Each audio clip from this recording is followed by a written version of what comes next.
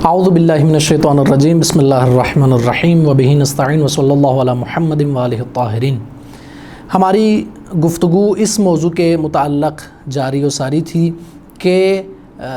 ایک انسان کیوں دین کے حوالے سے بحث و گفتگو کرے، کیوں دین کے حوالے سے سعی و تلاش کرے، جستجو کرے، کیوں دینی کتابوں کو پڑھے، کیوں دینی علماء کو سنے، دین کے نمائندوں کو سنے،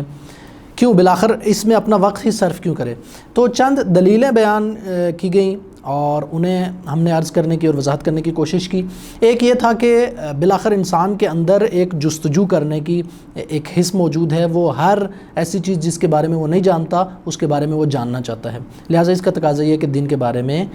وہ بحث و گفتگو کرے۔ ایک دلیل یہ تھی کہ کوئی بھی ایسی چیز جس کے بارے میں انسان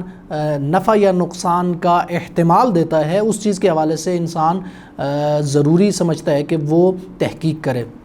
لہٰذا اگر کسی چیز میں اس کا نفع ہے یا کسی چیز میں اس کا نقصان ہے، حتیٰ اگر احتمال بھی ہو تو وہ تحقیق کرتا ہے۔ اسی طرح سے ایک دلیل یہ تھی بہت سارے ماہرین نفسیات کی کہ حس دینی جو ہے وہ ایک باقاعدہ حس ہے انسان کے اندر، اور انسان دین کے طرف جو ہے وہ ایک خاص قسم کا اپنے اندر ہی ایک رجحان اور میلان اور ایک کھچاؤ رکھتا ہے۔ اور اس کے بعد ایک یہ بات بیان فرمائی آیت اللہ مصباح یزدی نے کہ خود دین کی طرف جو انسان کا لگاؤ ہے وہ فطری ہے۔ ہم نے فطری ہونے کے معنی کو بھی بیان کیا اور فطری ہونے کی علامات کو بیان کیا اور اس پر تطبیق کی، اس مطلب کی اور اس مطلب کو بیان کیا کہ دین کے حوالے سے جو بحث و گفتگو ہے وہ انسان کی فطرت کا تقاضا ہے۔ اگلے درس میں آیت اللہ مصباح یزدی جو ہے وہ ایک اور دلیل کے ذریعے سے یہ ثابت فرماتے ہیں کہ انسان کو دین کے حوالے سے بالآخر بحث و گفتگو کرنی چاہیے، جستجو کرنی چاہیے۔ اس دلیل کا خلاصہ یہ ہے کہ 3 مقدمات پر یا 3 مراحل پر اس دلیل کو بیان فرماتے ہیں۔ سب سے پہلے یہ فرماتے ہیں کہ انسان کمال طلب ہے، انسان محب کمال ہے، انسان کمال سے محبت کرتا ہے، کمال کو چاہتا ہے، کمال کی طرف رجحان اور میلان رکھتا ہے۔ نمبر 2 یہ کہ انسانی کمال جو ہے جسے انسان چاہتا ہے وہ کس چیز میں ہے؟ وہ عقل سے نشأت پانے والے اختیاری افعال میں ہے، یعنی انسان کے وہ اختیاری افعال جنہیں وہ جبر اور زبردستی کی وجہ سے نہیں کرتا، اور وہ اختیاری افعال جو ہے وہ انسان کی عقل سے ناشی ہوتے ہیں، مرحلہ عقل سے نشأت پاتے ہیں۔ اور نمبر 3 یہ کہ یہ جو انسان کے اختیاری افعال ہیں جو عقل سے ناشی ہیں، ان افعال کے صحیح طرح سے انجام دہی کے لیے انسان کو نظری مرحلے میں، فکری مرحلے میں، نظریاتی مرحلے میں بہت سارے ایسے نظریات کی ضرورت ہے جو عقل نظری اسے بتاتی ہے کہ ان نظریات کو اختیار کرے۔ بس انسان کمال طلب ہے، محب کمال ہے، کمال کو چاہتا ہے، اس کمال تک پہنچنے کے لیے اسے کچھ افعال اختیاری کرنے پڑتے ہیں، اور وہ افعال اختیاری جو ہے وہ انسان ان کی بیس جو ہوتی ہے، ان کی اساس جو ہوتی ہے وہ بعض ایسے نظریات پر ہوتی ہے جو انسان کی عقل انسان کے ان نظریات کو بتاتی ہے۔ لہٰذا اس سے وہ یہ ثابت کرتے ہیں کہ عقل جن نظریات کو بتاتی ہے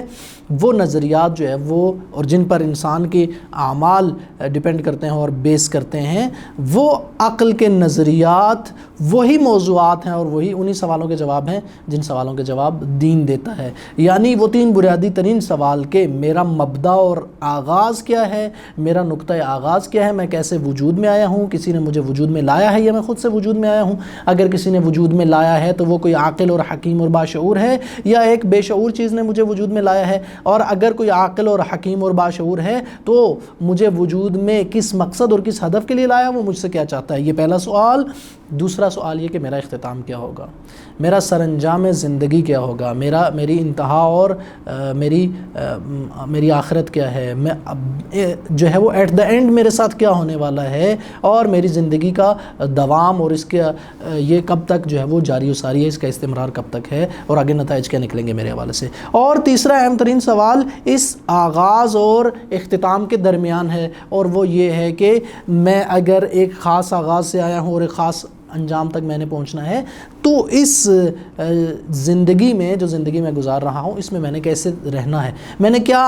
چیزیں انجام دینی ہیں اور کیا چیزیں انجام نہیں دینی، تاکہ میرا ایک اچھا اختتام ہو اور میرا ایک جو سر انجام ہے وہ اچھا ہو۔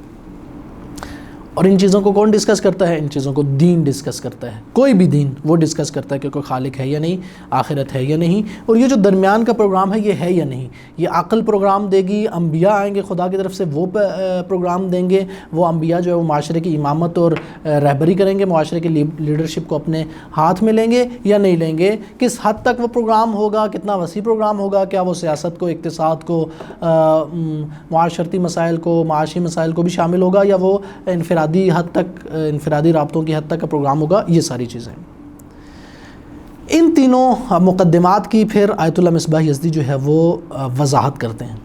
پہلا مقدمہ یا پہلا پوائنٹ یا پہلا مرحلہ اس کی ہم وضاحت کرنا چاہیں گے۔ پہلا پوائنٹ یہ ہے کہ یعنی ہر پوائنٹ کو پھر ثابت کرتے ہیں کہ یہ جو ہم نے آپ کو بات بتائی ہے کہ انسان کمال طلب ہے، اور اس کے کمال کا تقاضا یہ ہے کہ وہ کچھ افعال اختیاری انجام دے جو عقل سے ناشی ہوں، اور پھر اس چیز کا تقاضا یہ ہے کہ اس کی عقل کچھ چیزوں کو طے کرے نظریاتی مرحلے میں۔ اس ہر پوائنٹ پہ ہمارے پاس دلیل اور آرگومنٹ موجود ہے، استدلال موجود ہے۔ سب سے پہلی بات یہ کہ انسان کمال طلب ہے اور محب کمال ہے، انسان کمال کو چاہتا ہے۔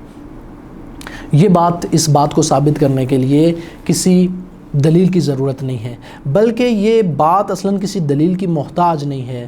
کیونکہ اس بات پر انسان کا اپنا وجدان اور انسان کا مشاہدہ اور انسان کا جو اس کے مشاہدات کا تجربہ ہے، استمرار ہے، وہ دلالت کرتا ہے کہ انسان کمال طلب ہے اور کمال سے محبت کرتا ہے۔ آپ کسی بھی انسان کو دیکھیے، کسی بھی کمال کے حوالے سے وہ اس کمال کی خواہش کرتا ہے۔ مثلا ایک کمال ہے علم، علم کا ہونا ایک کمال ہے۔ کوئی بھی انسان آپ ایسا نہیں دیکھیں گے کہ وہ یہ خواہش نہ رکھتا ہو کہ وہ عالم نہ ہوتا، اسے فلاں چیزوں کی معلومات نہ ہوتی، اسے فلاں فیلڈ کی معلومات نہ ہوتی۔ کوئی بھی انسان ایسا نہیں ہے جو جہالت کو پسند کرتا ہو اور علم سے نفرت کرتا ہو۔ نہیں، انسان کی فطرت میں یہ موجود ہے کہ وہ علم سے محبت کرتا ہے اور جہالت سے نفرت کرتا ہے۔ ہاں، ایسا نہیں ہے کہ معاشرے میں کوئی ایسا شخص موجود نہ ہو فعلی طور پر کہ جو جہالت کو پسند کرتا ہو اور علم سے نفرت کرتا ہو سکتا ہے ایسا ہو، لیکن وہ شخص اپنی فطرت سے انحراف کا شکار ہو چکا ہے۔ اس شخص کی فطرت پر گناہوں کے، جہالتوں کے، تاریکیوں کے ایسے ذرات آ بیٹھے ہیں اور ایسا زنگ لگ چکا ہے اور ایسا وہ اس کی فطرت غبار آلود ہو چکی ہے کہ وہ اب جو ہے وہ اپنی اس جو اس کی فطرت ہے اس کو اب وہ اس کے مطابق عمل انجام نہیں دے رہا، لہٰذا ممکن ہے وہ نقص کو پسند کرے اور کمال سے نفرت کرے، علم اور علماء سے نفرت کرے، جہل اور جاہلوں سے محبت کرے، ممکن ہے ایسا۔ لیکن حقیقت یہ ہے کہ انسان کی فطرت میں یہ ہے کہ انسان ہر کمال سے محبت کرتا ہے، انسان علم سے محبت کرتا ہے، اس کی خواہش رکھتا ہے، انسان جمال اور خوبصورتی سے محبت کرتا ہے، اور اس کی خواہش ہوتی ہے کہ میں مثلا اگر کوئی شخص فرض کریں کسی کے پاس ظاہری جمال اور خوبصورتی نہیں ہے تو اس کی خواہش ہوتی ہے کہ اس کے پاس وہ ظاہری جمال اور خوبصورتی ہوتی۔ اسی طرح سے قدرت اور پاور اور طاقت، انسان اس سے محبت کرتا ہے کیونکہ وہ ایک کمال ہے۔ اسی طرح کے جتنے بھی کمالات آپ دیکھیں، لہٰذا ہر کمال کی خواہش انسان کے اندر موجود ہے، ہر نقص سے دوری کی کوشش کرتا ہے۔ اگر کوئی جاہل ہے تو وہ اس جہل سے دوری کی کوشش کرتا ہے کہ اپنی جہالت کو آہستہ آہستہ ختم کرے اور علم کی طرف آئے۔ کوئی عاجز ہے، ناچار ہے، تو کوشش کرتا ہے اپنے عاجز کو ختم کرے اور جو ہے وہ قدرت اور پاور کی طرف آئے۔ اسی طرح سے ساری نقائص سے وہ دور ہونے کی کوشش کرتا ہے اور کمالات کی طرف بڑھنے کی کوشش کرتا ہے، نقائص کو برطرف کرنے کی کوشش کرتا ہے۔ اسی طرح سے آپ دیکھیں اس کے اندر جو کمالات ہیں اس کی خواہش اور کوشش ہوتی ہے کہ وہ کمالات عیاں ہوں، وہ کمالات واضح ہوں، دوسروں کو پتہ چلے، اور جو نقائص ہیں ان کے بارے میں اس کی خواہش ہی ہوتی ہے کہ وہ نقائص چھپے رہیں۔ لہٰذا اس کا مطلب یہ ہے کہ وہ اپنی فطرت کے لحاظ سے اور اپنے وجود کے لحاظ سے ان نقائص کو اچھا نہیں جانتا اور ان کمالات کو اچھا سمجھتا ہے۔ لہٰذا یہ فطری رجحان جو ہے وہ موجود ہوتا ہے تمام انسانوں میں۔ ہم نے پچھلے درس میں بھی عرض کیا تھا کہ فطرت کی علامت ہی ہوتی ہے، کسی بھی چیز کے فطری ہونے کی علامت ہی ہوتی ہے کہ وہ ایک خاص زمانے اور ایک خاص جو ہے وہ ٹائمنگ کے ساتھ، یا ایک خاص مکان یا ایک خاص جگہ اور علاقے کے ساتھ، یا ایک خاص قوم اور قبیلے کے ساتھ، یا ایک خاص معاشرے کے ساتھ خاص نہیں ہوتی وہ چیز، بلکہ پوری انسانیت میں موجود ہوتی ہے۔ لہٰذا آپ ماضی کے انسانوں کو دیکھیں، آج کے انسانوں کو دیکھیں، آپ مستقبل کے انسانوں کو دیکھیں گے، یا آپ جس بھی عصر و مصر کے جس بھی علاقے کے آپ انسانوں کو دیکھیں، وہ کمال سے محبت کرتے ہیں اور نقص سے دور ہونا چاہتے ہیں۔ اچھا، اس پہلے مقدمے کو بیان کرنے کے بعد آیت اللہ مصباح یزدی ایک بڑی خوبصورت بات کی طرف اشارہ فرماتے ہیں، اور یہ بات جو ہے وہ دوسری جگہوں پر بھی آیت اللہ مصباح یزدی نے فرمائی ہے۔ البتہ اس سے پہلے میں ایک اشارہ یہ کرنا چاہوں کہ جس کی طرف پہلے بھی اشارہ کیا فطری امور کے حوالے سے، اور یہ باتیں آیت اللہ مصباح یزدی نے اپنی دوسری کتابوں میں بیان فرمائی ہیں، خدا شناسی میں، تفسیر میں بیان فرمائی ہیں، اور جگہوں پر بیان فرمائی ہیں کہ یہ جو انسان کے اندر فطری رجحانات ہوتے ہیں یہ انتہائی ابتدائی سطح کے اور انتہائی سادہ صورت میں ہوتے ہیں۔ لہٰذا یہی وجہ ہے کہ بہت سارے لوگ فطرت سے انحراف کا شکار ہو جاتے ہیں، گناہوں کی وجہ سے، جہالتوں کی وجہ سے، آلودگیوں کی وجہ سے، یا بار بار جان بوجھ کے فطرت کی مخالفت کرنے کی وجہ سے۔ ایک شخص ہے، اسے معلوم ہے کہ اس کی فطرت کا تقاضا پاکیزگی اور طہارت ہے، لیکن جان بوجھ کے وہ بار بار جب اس طہارت کی خلاف ورزی کرتا ہے، اس پاک دامنی کی خلاف ورزی کرتا ہے اور ایک ایسے امر کی طرف جاتا ہے کہ جس کی حقیقت جو ہے وہ غلاظت ہے، جس کی حقیقت جو ہے وہ نجاست ہے، ایسے افعال اور اعمال کی طرف جاتا ہے، تو آہستہ آہستہ اس کی فطرت سے وہ چیز جو ہے وہ کم رنگ ہونا شروع ہو جاتی ہے، وہ چیز پاک ہونا شروع ہو جاتی ہے، ختم ہونا شروع ہو جاتی ہے، مٹنا شروع ہو جاتی ہے، وہ جو اس کی فطرت میں ایک پاکیزگی کی طرف رجحان تھا۔ اور مختلف مراحل ہیں، بعض اوقات یہ مرحلہ ہوتا ہے کہ وہ پلٹ آئے اپنے اس گناہ والی زندگی سے اور اپنی اس تاریکی اور گندگی والی زندگی سے پلٹ آئے اور پاکیزہ زندگی کی طرف پلٹ آئے، لیکن ایک مرحلہ وہ آتا ہے کہ پھر وہ جو ہے اس کے پلٹنے کی بھی کوئی نوبت نہیں رہتی، پھر اسے اگر کوئی امام یا نبی بھی واعظ اور نصیحت کرے تو اس پر کوئی اثر نہیں ہوتا۔ لہٰذا چونکہ فطرت جو ہے وہ ایک ابتدائی اور انتہائی جو ہے وہ سادہ شیپ میں اور سادہ مرحلے میں ہوتی ہے اور ایک ابتدائی لیول پہ ہوتی ہے، لہٰذا اس فطرت کو جہت دہی کے لیے اور اسے پروان چڑھانے کے لیے، اسے پرورش دینے کے لیے انسان کو ضرورت ہوتی ہے ایک رہنما کی۔ یہی وجہ ہے کہ انبیاء کو مبعوث کیا جاتا ہے۔ ہم اپنی اگلی باتوں میں مفصل عرض کریں گے۔ امیر المومنین بھی نہج البلاغہ میں فرماتے ہیں کہ یہ جو انبیاء آئے ہیں کیوں آئے ہیں؟ یہ اس لیے آئے ہیں کہ جو دفائن العقول ہیں، جو عقلوں کی دفن شدہ چیزیں ہیں، جو عقل کے اندر موجود ہیں، انہیں جو ہے وہ واضح کر کے پیش کریں۔ لِيُثِيرُوا لَهُمْ دَفَائِنَ الْعُقُولِ، ان عقل کے اندر پوشیدہ چیزوں کو، چھپی ہوئی چیزوں کو ان کو واضح طور پر بیان کریں۔ اسی طرح سے یہ جو انبیاء آتے ہیں یہ وہ چیز بیان فرماتے ہیں جو انسان کی فطرت کے مطابق ہے، جسے نہج البلاغہ میں امیر المومنین فرماتے ہیں کہ میثاق فطرت ہے، انسان کی میثاق فطرت اور اس کی فطرت کا جو عہد و پیمان ہے اس کے مطابق جو چیز ہوتی ہے اسے یہ انبیاء بیان فرماتے ہیں۔ پس یہ فطرت چونکہ ابتدائی مرحلے میں ہوتی ہے، لہٰذا اسے کسی رہبر و رہنما کی ضرورت ہوتی ہے، وہ اسے پروان چڑھائے، اس فطرت کے تقاضوں کے مطابق انسان کو آگے بڑھائے اور اس کی پرورش کرے اور اسے ترقی دے۔ لیکن یہ جو فطرت ہے